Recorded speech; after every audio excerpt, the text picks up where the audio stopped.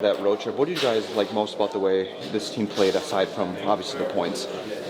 Yeah, I thought we played pretty hard. I thought defensively we were pretty good. I thought we had some good buzz in the ozone and, had contributions from, pretty much everyone. So that was a good weekend for us. A big 3-game homestand here before you guys go back on the road. What are going to be some of the keys against some of these teams that are all, formidable opponents here?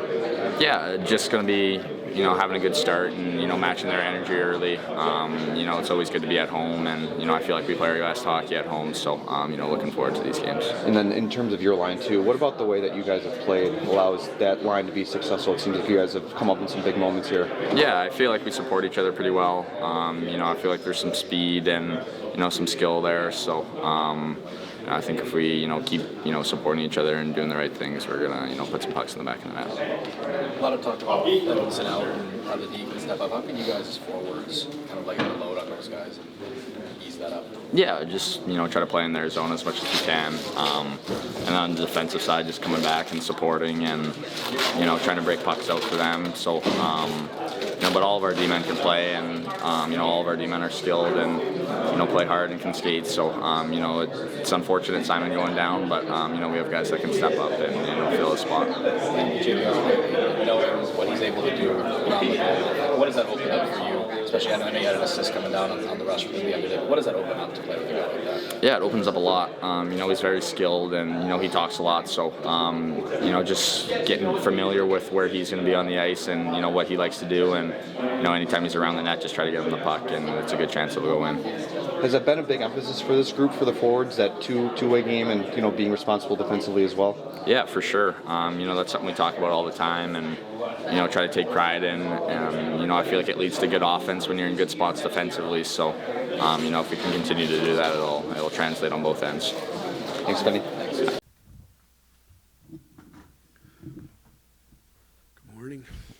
Todd, on the road trip, especially in that Toronto game, I believe that fourth line of Rass, Elmer, and Mason took some pretty big shifts there and some big moments. What have you seen from them that allows them to play so well together and the responsibility you've entrusted them with? I think they've played very well together. Winnipeg maybe not at the level that they had been playing, but prior to that game they were really good. And size, puck possession, holding on to people, drawing penalties. A lot of their minutes were spent outside of our zone, and that's valuable. You hand that off to the next line and creates a little bit of momentum. So Elmer's come back into the lineup and he's played exceptionally well, and you combine that with the other two, it's been a strong line for us. And then Trent Yawney, you've been alongside him for so many stops in your career. How has he grown as a coach in the way that he communicates with the D-men that makes him successful in that department? He's honest. There's guys, LA people in here, he's honest. He tells them not necessarily what they want to hear all the time, but he tells them what they need to hear. And he's very supportive too. So between all of that, when we're reviewing games or talking about lineups, he's there to defend that back end. They have a voice in the coach's room, and that's in the form of Trent. He also has a lot of experience, playing experience, and it wasn't always smooth or comfortable for him. So a guy like Hammer that hadn't been in the lineup for a while, Trent Yawney had lived that, so they can always communicate and talk about those things as well. Hey, Todd, you've had a couple of guys go on from being your assistant to become head coaches, like Jimmy and Marco Sturm. How gratifying is it for a guy who's been, a head coach for a long time and all? Well, I don't know if it's gratifying. It's, you feel like you pick the right people to be a part of. You're the head coach. You're responsible. You've got to answer a lot of questions. All that type of stuff. But it's about the coaching staff.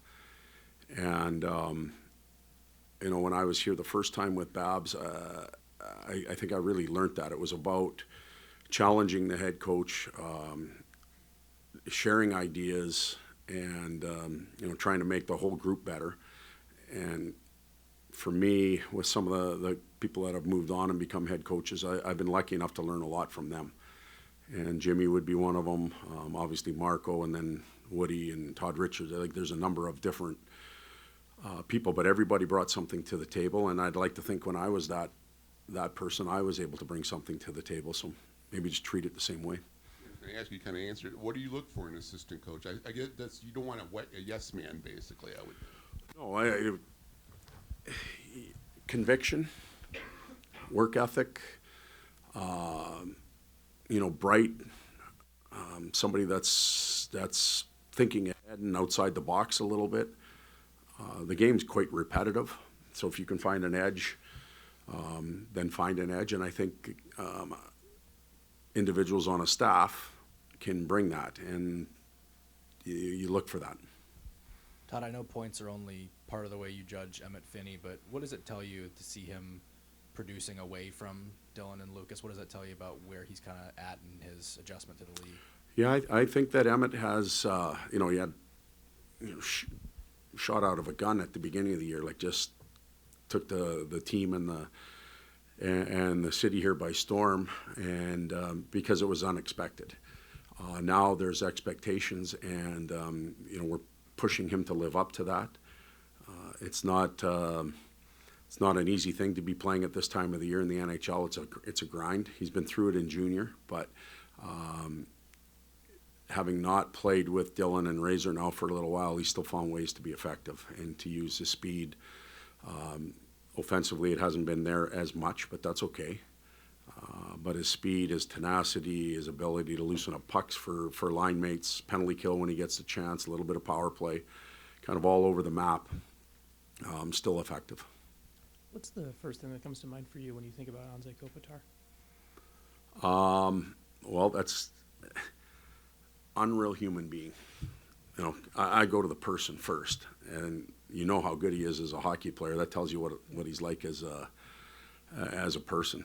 The amount of class that he carries himself with. He cares about people around him. Everybody in this room, especially from LA, can understand exactly what I'm saying, how he looks out for other people on the staff. Not always the guys that put the equipment on. And then on the ice, he's a champion. And he's that for a reason, because he gave in so many different ways throughout his career. Offensively, he led the team in scoring for multiple years, but still was good enough to win the Selke Trophy. So that tells you enough about him. It reminds me of a couple guys here that I was around for a while, in Hank and Pav. Very, very much similar. Is he a guy too when you kind of, do you think he's somehow, with all he's done, and we talk about all that, there's parts of his game that are somehow even underappreciated for what he's done throughout his career when you think about that? Oh, probably. When you're out on the West Coast and the Kings start a game, often a lot of us here in Detroit are going to bed. And you wake up in the morning, and if you're a real hockey fan, you're looking at the highlights, but you don't see all the little things that he does throughout the night. They just can't put it in the package, or else it's not caught. So he probably is underappreciated in this time zone for sure. Todd, it feels like we have a metric for everything in hockey these days. One thing you probably can't quantify is team chemistry. As a coach, how do you observe that or measure that in your team, and how and when did you know that this team has it? We're still working on it. It's improved. You stand back. It's like being a father, probably. You stand back and you observe the bitching and bickering, because that still happens. You observe the down and out moments. You observe the joy. Patty scoring his 500th, and you just watch how the group reacts to those moments with each other. And the good ones are easy because everybody's involved in it, and the tough ones are real telling. And I think the tough ones we're beginning to handle a little bit better. We used to whine and bitch and maybe blame each other. Now we still do that, but it's because we have higher expectations of each other. And I think that's a better case for some of those arguments that the players inevitably have, and they have them. Every team does. So at least they're occurring for the right reasons. You spoke of pushing a young player like Emmitt Finnie when it comes to another young player like Axel. Are you anticipating him to, or would you like to see him kind of shoulder more of a load in Simon's absence? And what do you need to see from him in order to justify increasing his ice time? He's done that the last 2 games. Simon hasn't played for the last 6 periods, and Axe has had to handle more of the load. It may not show up in minutes, but it could show up in situational decisions. With Jans putting him out at certain times or against certain opponents. We're on the road. We didn't get last change. So Axe has done over the last 2 games exactly what we need Axe to do in Simon's absence.